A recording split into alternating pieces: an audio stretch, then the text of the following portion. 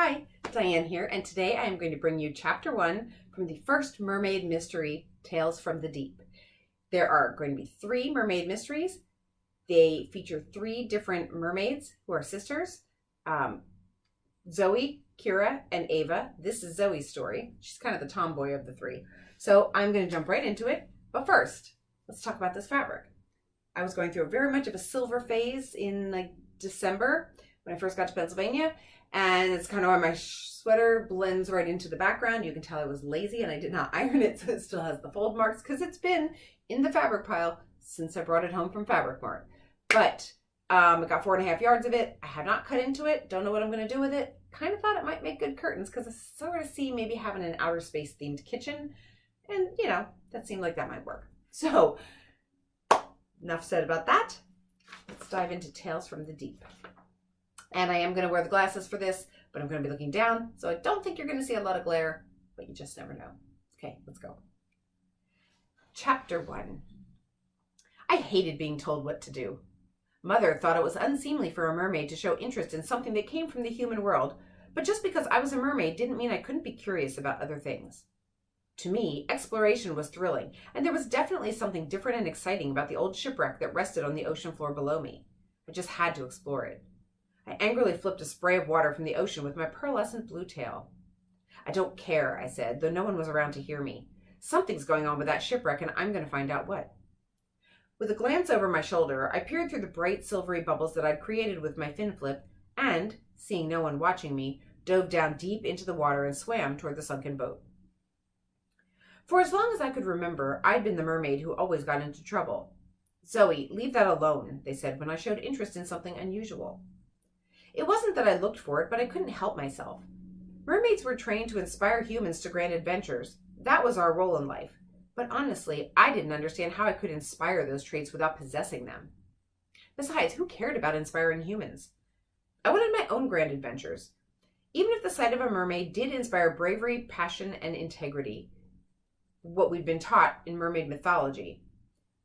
And that was only if humans believed what they saw. It was more likely they'd seen a hint of me and write it off as a mirage. Where was the thrill in that? I undulated about 40 meters below the surface through the deep blue-green water, passing 2 schools of fish and a crab. On another day, I might have dallied by the coral or even wrapped my tail in kelp to bring out the natural luster of my scales, but I was already taking a risk by swimming away from my sisters. Kira would cover for me. She was the baby and always did what I asked, but I wasn't sure about Ava. She's the oldest, the most dependable, which also made her the likeliest to rat me out. If Ava wanted, she could make my life difficult. I was going to have to make sure Ava had no reason to make my life difficult. As I approached the wreckage, I twirled around in the water to slow my forward momentum and hung back behind a reef. Like yesterday, I knew something was different from the previous times I'd been here. The water was clear, and I had no trouble seeing the details: rusted rivets, crumbling metal gashes, and tiny, shimmery silver fish swimming in and out of the long out-of-use portholes. But there was something else. Bubbles. Large, oblong bubbles spilled out of the back of the shipwreck and floated to the surface.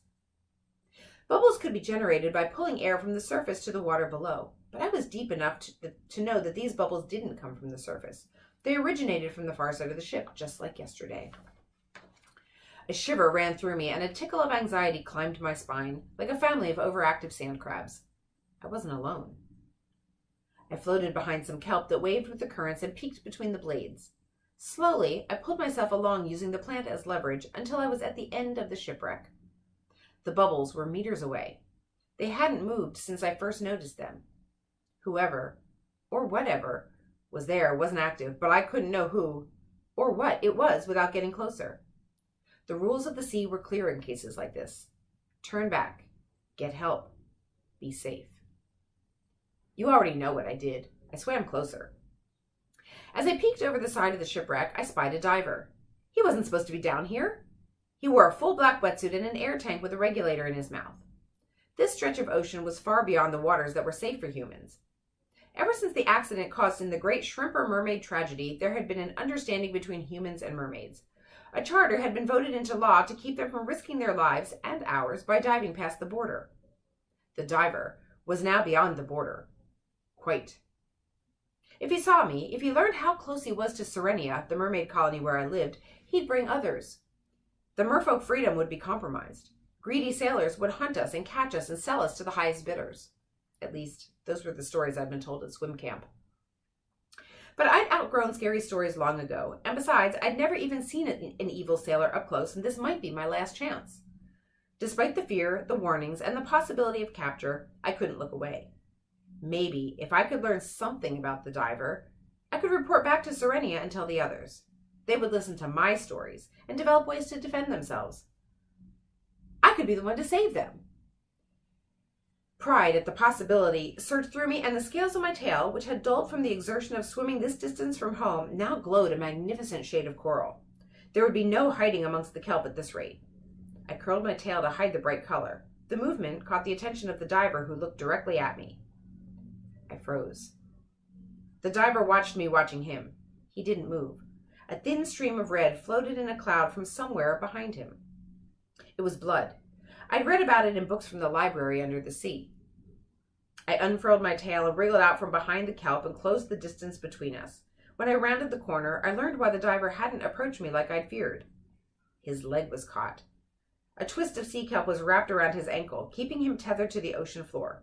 He kicked his foot, but the plant held him in place. The blood, however, was unrelated to his current dilemma. The blood came from the body lying on the ocean floor next to the diver's foot.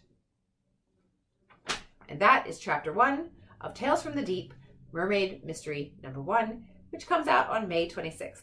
So thank you very much for watching, and I will be back in a week to tell you a little bit more about mermaids.